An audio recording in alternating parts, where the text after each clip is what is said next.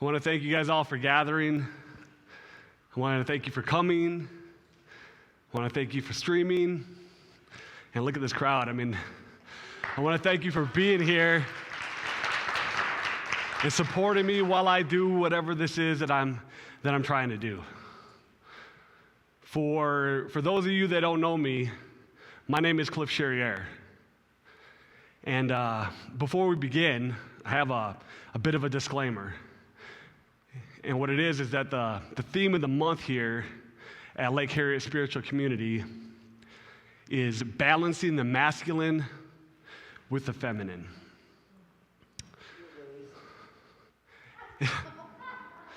And it is an interesting topic, but I have to be honest, I didn't follow that theme. And I hope that there's no bad blood and that I get to come back again. But in preparation for these talks, I really try to put myself somewhere else, and an ether of sorts. And when I get back, I'm just as surprised.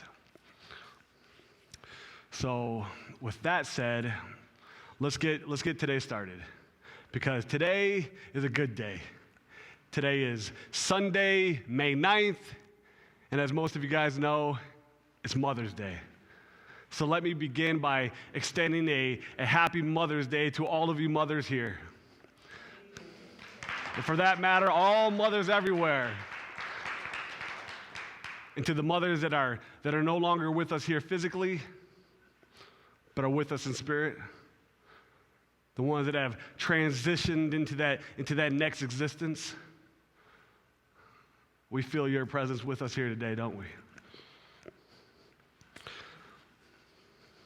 A special happy Mother's Day to my mom. Thank you. And to my wife, I love you both so much, and I really appreciate you. And I dedicate today's talk to you guys. Because yeah, mamas, today we recognize and we celebrate you for all that you do, for all that you've done, and for that life that you gift. And that definitely has a double meaning to it. For it is your womb that became a sacred temple in which all souls must pass through before coming into an existence, before coming into this world. I hope you truly know how special of creations you are. So one more time, happy Mother's Day to you guys.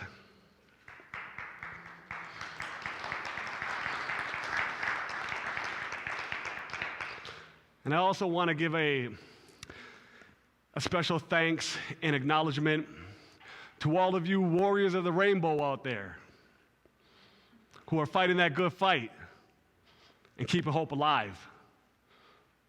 For those of you that have been in my previous talks, you may know what I'm referring to. But if you haven't, or if you don't remember, in a nutshell, there's an ancient Native American prophecy that says that one day, tribes of people from all over the world, from all walks of life, that they would come together and they would form one tribe. And they shall be known as the warriors of the rainbow. And together, collectively, they would work to make this world a better place for all. And that's why I'm here. This is exactly why I'm fighting the fear to be up here on this stage. Because I believe in that prophecy, which means I believe in you. Because you are the world. And I just want to do my part. Or at least try. Because I believe that it's better to try and fail rather than ever failing to try. And I know that I can't solve all of the world's problems. But if I can help just one person, even one, then to me, that will be a fight well fought. We just have to believe it. Because as a man thinketh, thou shalt he see it. And we We are in the midst of a good fight now, aren't we? It's a fight against racism, discrimination, oppression, injustices. And this has been a long disadvantaged fight. And it's a fight that we didn't start. But you better damn believe that it's a fight that we're going to finish.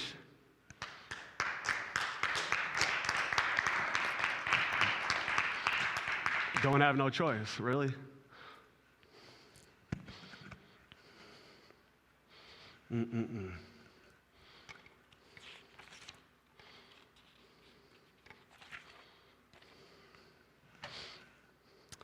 You know, I also got to say to those out there that ignorantly believe that this fight is against you, or it's against the police, or it's against all other lives. It's not.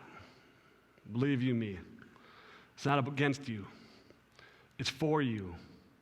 This is for our children's children's children. And at least that's my thoughts. And I do have some crazy thoughts. I'm gonna attempt to be vulnerable with you guys today and let you into this mad mind of mine. I'm kind of scared though. And it's because I know that to some I'm strange. And I'm different. I'm kooky. Confusing. And that I'm complicated. But to me, I'm just a simple man. And it is my simple take on the world that what our world needs is a mass healing. Personally, I need healing. I have hurt. And I don't think that we're all that different, you and I. I actually believe that some of you may feel the same way too. It's more likely than not that we all don't think the same. And I'm not a gambler, but it is my bet that we all have felt the same at one time or another. My wife, as wise as she is with all her wisdom, she says, hurt hurts. And she's right. Hurt does hurt. Sometimes way more than other times. And hurt, it comes in a lot of different ways. But to me, the worst kind of hurt comes when it's interlaced with love. But not the romantic kind of love, but the love that seems to pass through our grips of understanding. It's like water flowing through our fingers. We can only hold so much of that understanding. We truly know so little about it. It's that agape love, where the sheer mystery of it could define mysticism. And the lack of the presence of this love hurts just the same. It's a love that I feel that you could find in any corner of the universe. But I also don't believe that the universe has corners. So be it as it may, that in my universe, this love, it knows no limits.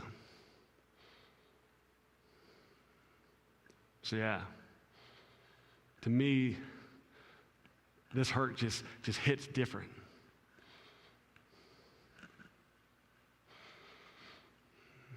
Yeah. I have hurt. I need healing. And again, I don't think that I'm alone, because I believe that some of you need healing too. I know our community needs healing, our nation, our world. It's just that too many times in life, so many things don't make any damn sense.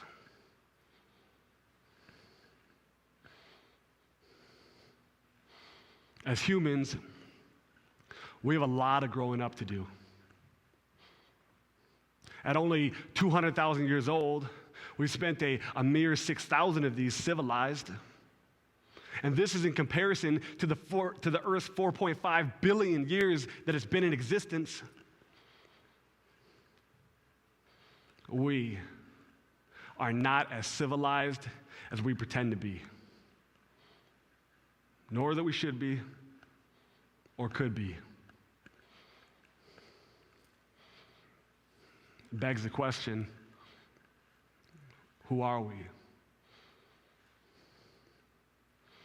The Greek philosopher Aristotle, he once said that knowing yourself is the beginning of all wisdom. And I think that's a good place to start, getting to know ourselves.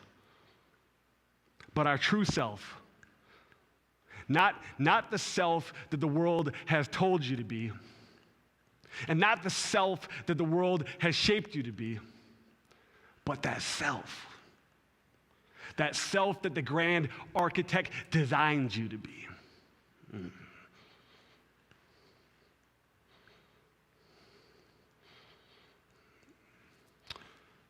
Do you know what makes a holy person holy? It's the unwavering belief that they're whole. That's it. And for one reason or another, we were built with the ability to break into a million pieces. Maybe a zillion. I don't know. But we were also built with the ability to put those puzzle pieces back together and to be able to build it any way that we see fit, just as long as we still have breath. Because breath equals life. And life is that wild card. It's that joker. And you can play it any way that you want.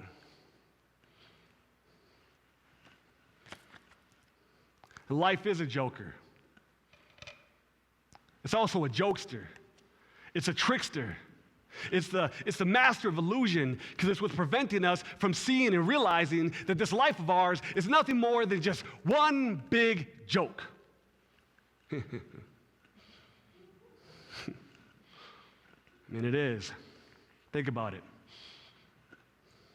We've taken God's masterpiece and we've made it our own. We've added all these frivolous and these meaningless things. Most of this, if any of this isn't real. It's all pretend. It's all play. This is all one big drama that we're all acting out. And we're all wearing masks, and we're all playing roles so we can participate and play in this life that we call the game.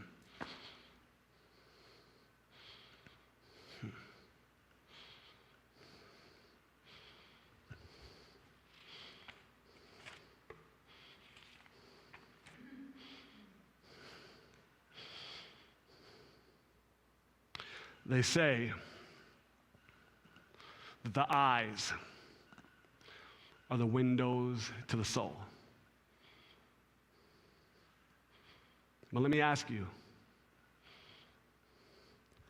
how clear is the view when you look in the mirror? What do you see? Who do you see?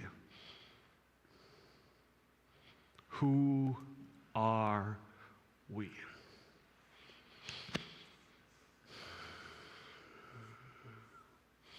It's sad. It's sad to me that we know more about our phones than we do our true selves. We can admit that if we're being honest. But we got to figure it out.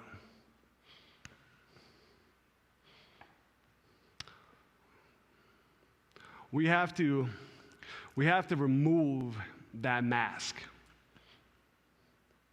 so we can get to know and get to meet who's really playing the role of you. Meet the performer who's so good at acting like everything's okay. Meet that actor or that actress who's so good at acting like everything is status quo. I mean, aren't you curious? Who's playing Kathy? Who's playing Gary? Who's playing Ryan? Who's playing the jester in the Joker's game?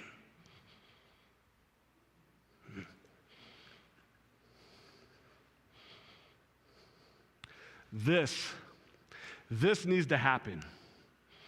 This needs to happen so that it can become the catalyst for the reaction.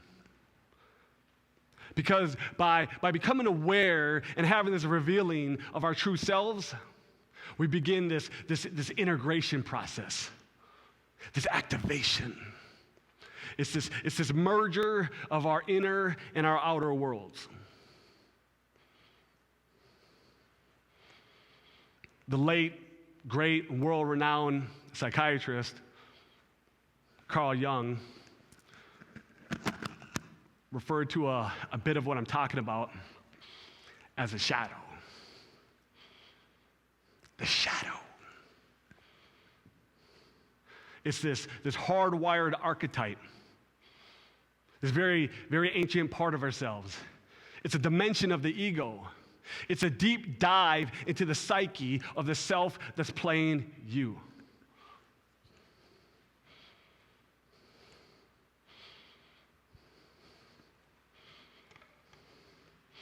And through a different lens of interpretation, we can see an example of this with the story of Adam and Eve and the Garden of Eden, which is home to the divine soil, which gives root to the tree of knowledge, which bears that infamous forbidden fruit, that temptatious red apple.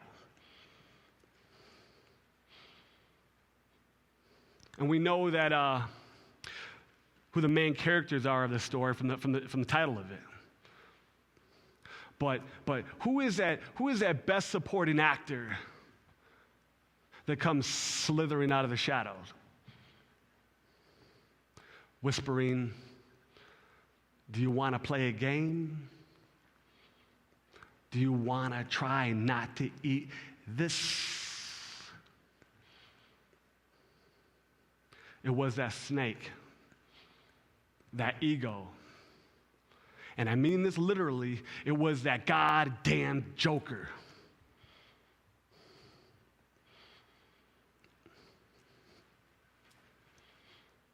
And we know now that they fell into temptation.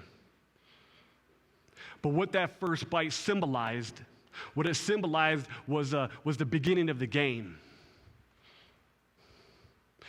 Because that gift of knowledge that they received was awareness. But it was perceived in duality. Because the truth was so intoxicating that it had them seeing doubles. And because of that, for the first time ever, they became aware that there was another person that was just like themselves. And when that awareness took over, they had an instant realization. And what it was that if individually that they could experience hurt, then that means that their opposite must hurt too. Which led to the belief that means that I could potentially hurt them. But that also means that they could potentially hurt me.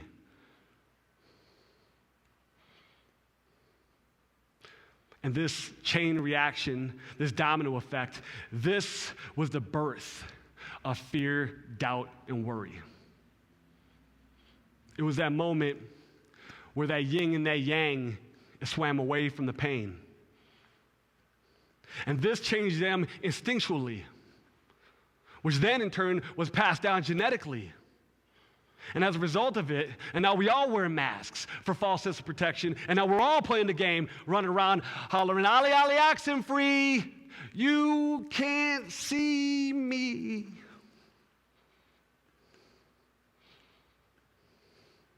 It was a deep divide inside. It was a sensation of separation. That yin and that yang. Two koi fish swimming in the same pond, where part of the game was to figure out how to once again to swim as one.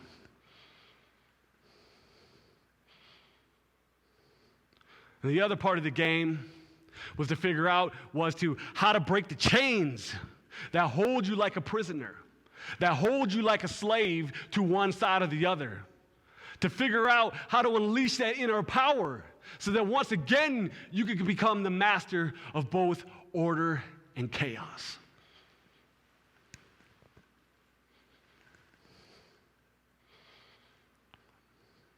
But it requires hard work, which is to take a hard look at our own reflections, at our lives, at ourselves, and at the wounds that we've been ignoring. But not just our wounds, but the wounds of others. And that's because of our shared ancestral past. We also have a shared collective shadow. And this is why inherently we experience joy when helping others. Because when we help someone,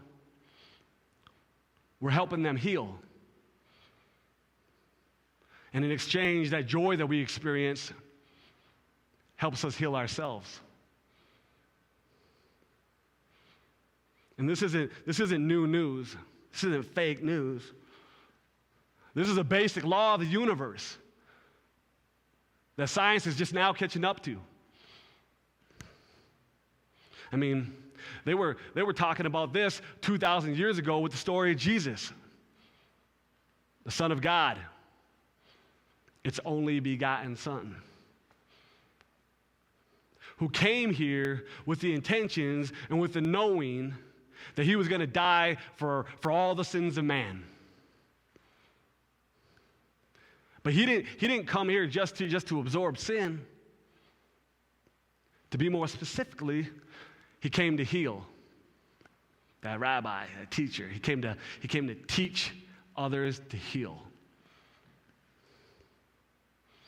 It was foretold that he was going to experience the pain of the world, the suffering of the world, just like us. The only difference is that he promised he would take our pain too. And the only catch was that we had to believe that he could.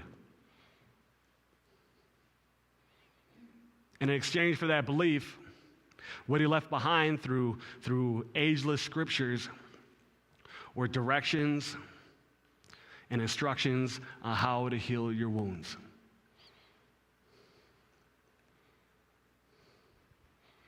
for doing nothing at all, really, other than wanting to help people, help others. At only the age of 33, they crucified that man. And after 6 torturous hours, he eventually succumbed to the wounds inflicted upon him from this cruel and wicked world.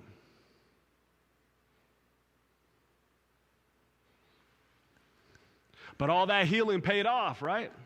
I mean, we know the story. Because 3 days later, he rose from the grave. He rose from the dead. And he was healed. But more importantly, he remained whole.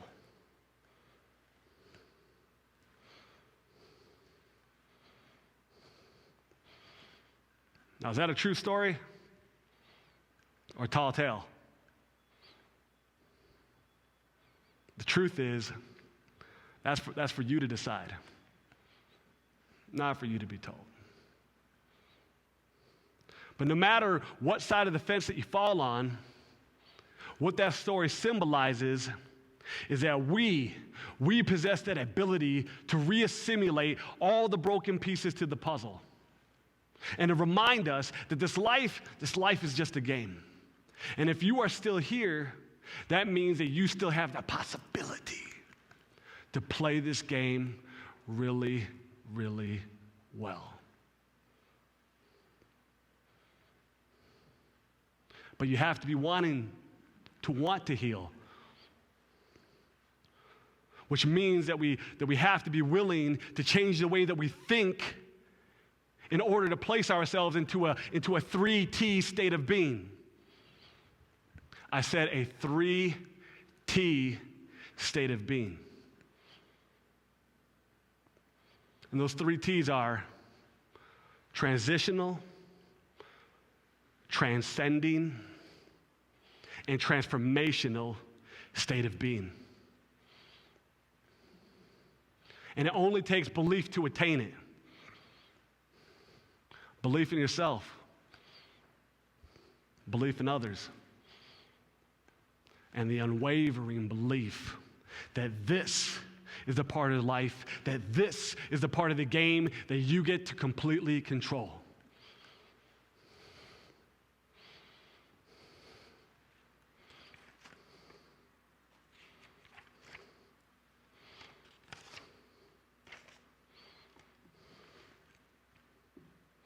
But we need to feed our beliefs. And not with disempowering thoughts, but with thoughts that helped equip us and guide us as we sail these rough waters, as we traverse this abyss.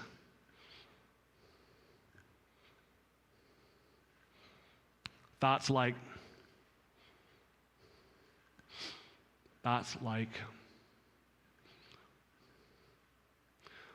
that if I can be forgiven, then I too should be able to forgive. Thoughts like that if I can see somebody else's imperfections, then that means that they can see mine too. And that maybe that part of this game is to figure out how to see one another just as perfectly imperfected.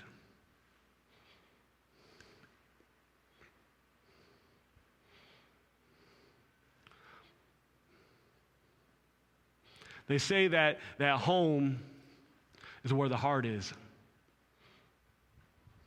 And that's because I believe that's where the healing begins. But not in this physical heart, but in that all-encompassing heart that pumps our spark, that emanates and it radiates and it echoes into eternity, that says that we were here.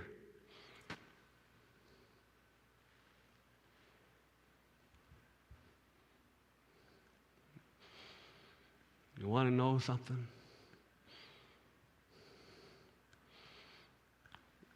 We are loved more than we'll ever understand. We are loved deeper than we'll ever know. And we are that walking, talking, thinking, existing expression of that love.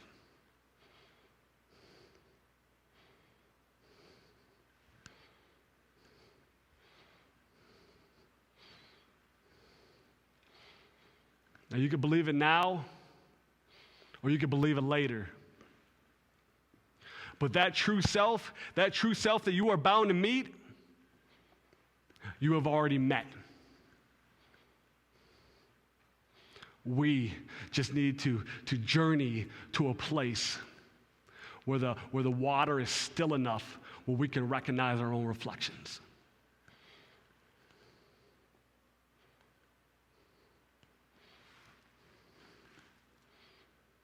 And we are like water in the sense that we behave like the ocean.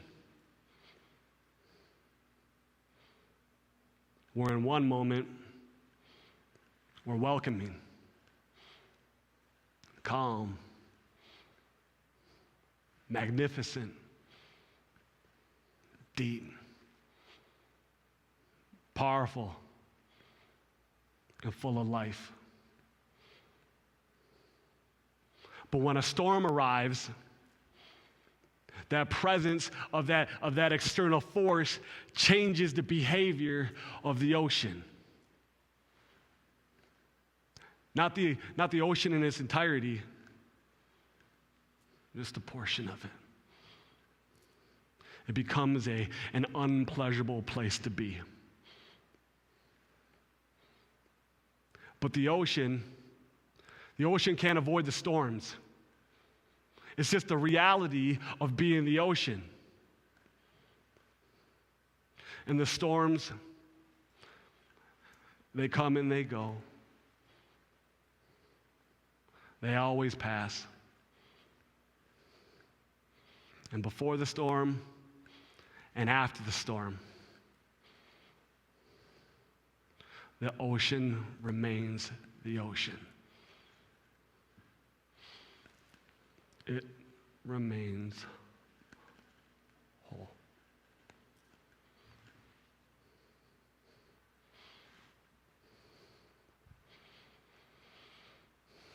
I'm going to ask you guys now if you would open those bags that I gave you earlier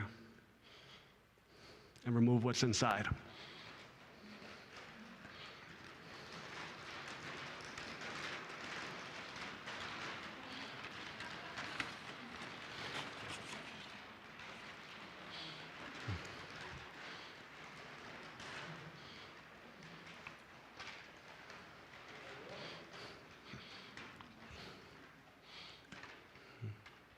And I want you to take a good long look into its eyes.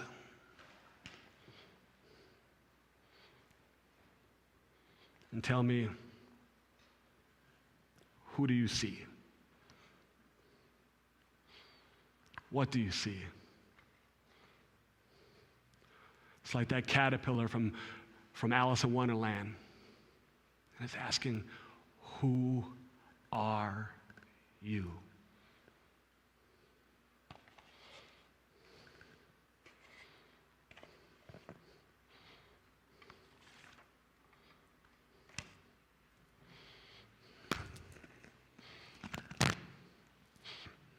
Now I'm going to ask you guys something humbly that I've never done in public. But what I'm going to ask you guys to do, I want to know if you will heal with me. My family, my friends, my cohabitants of this planet, will you heal with me?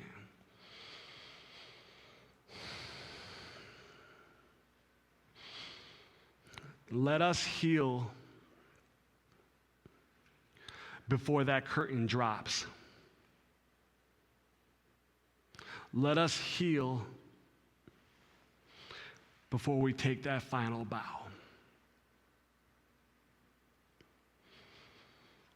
Heal with me. Now hold this moment. Hold this vibration. Now allow it to hold you. Heal with me.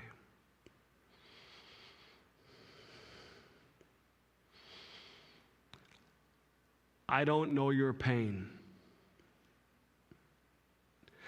I don't know your hurt. I know that it was your experience,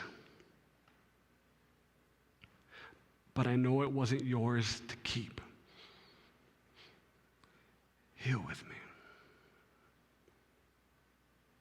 The storm has passed.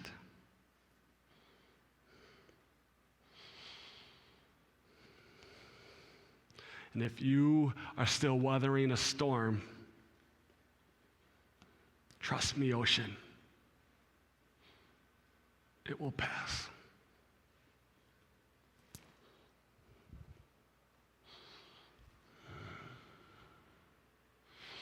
In this final act, let us surrender the weapons that we have formed against ourselves. Let us fill the holes by replacing those missing pieces to the puzzle. Heal with me, and let's go home.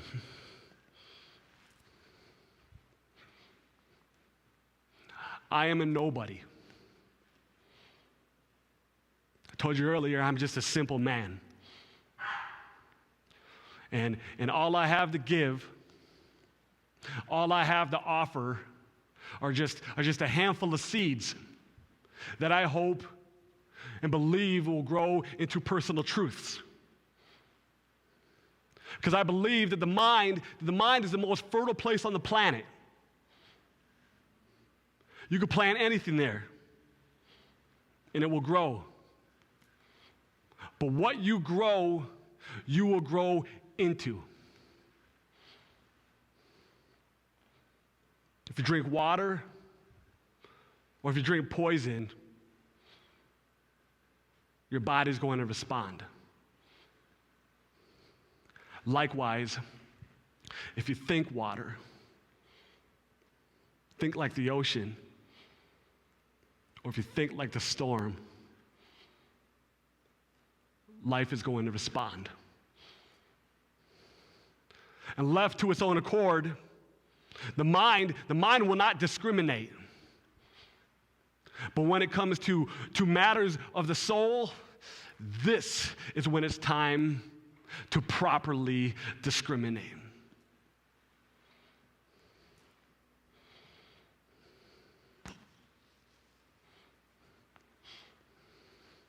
We're allowed to hate the way that someone treats or has treated us.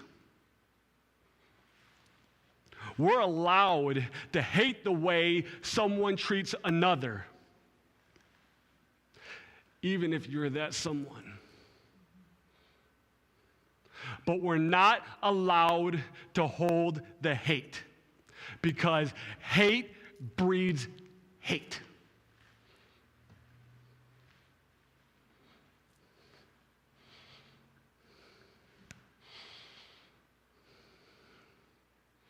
There's a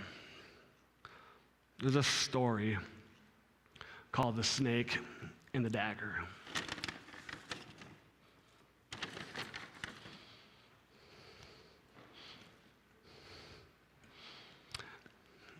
And it goes that there's this dagger lying in the sand. And the snake comes slithering by the dagger. And when it does, it cuts itself on the blade.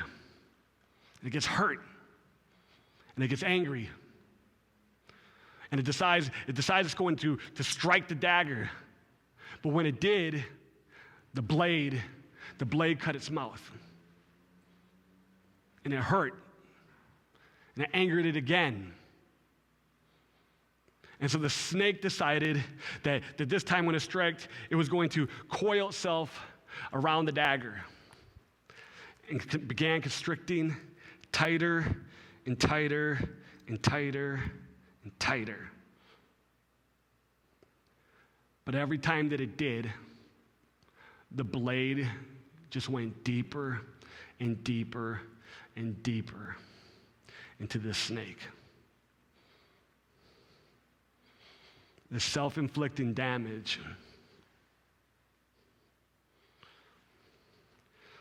eventually killed that snake. It attached itself to the hurt and to the anger associated with that first cut. And instead of just letting it go, it let that snake inside run the show.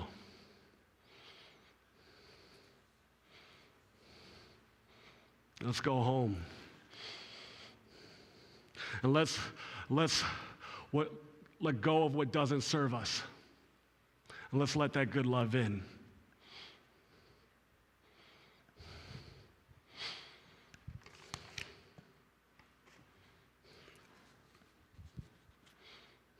We all dance with demons and devils. We all do. But they are nothing more than just puppets in the show, in which you are that marionette. They're not real. And neither are the characters that we pretend to be, even as convincing as they are.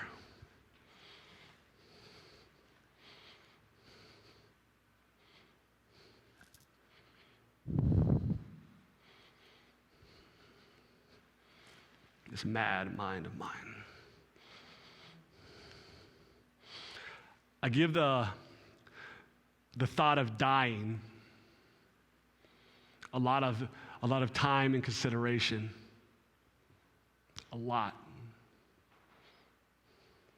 But not from a place of morbidity, but where I find myself really just trying to identify with my own mortality.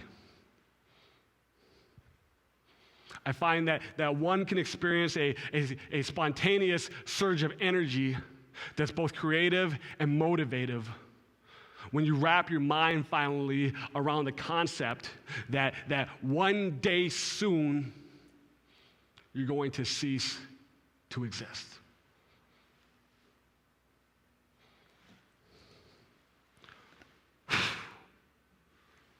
We're just gone with the wind.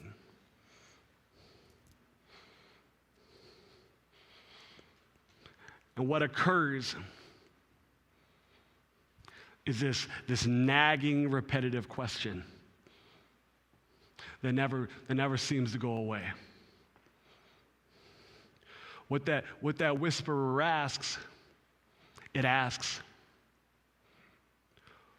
what are you going to do with the time that you have left?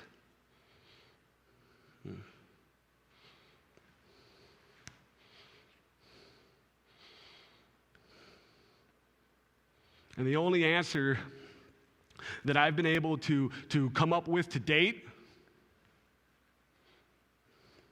is that honestly, I don't know.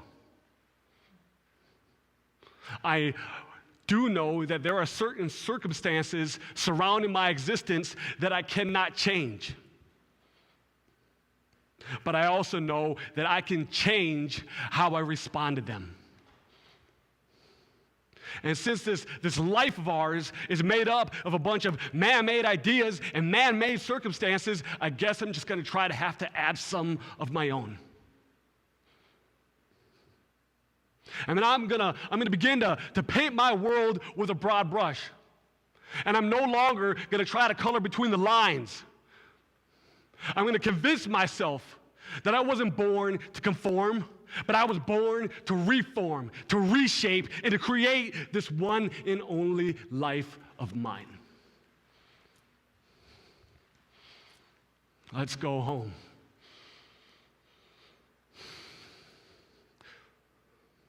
And let's allow our wounds to heal into scars.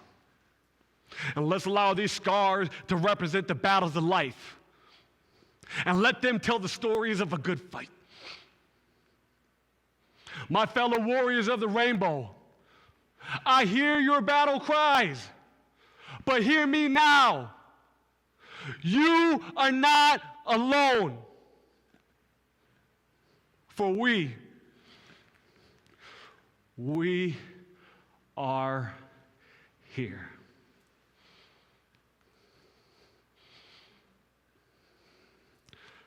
Cherish these moments. Cherish these breaths. But before you take your last,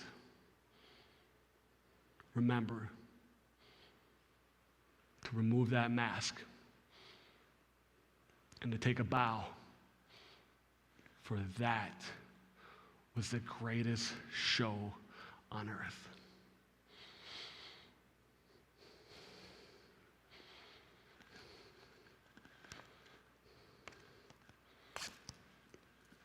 My name is Cherrier, you guys, and thank you for coming home with me.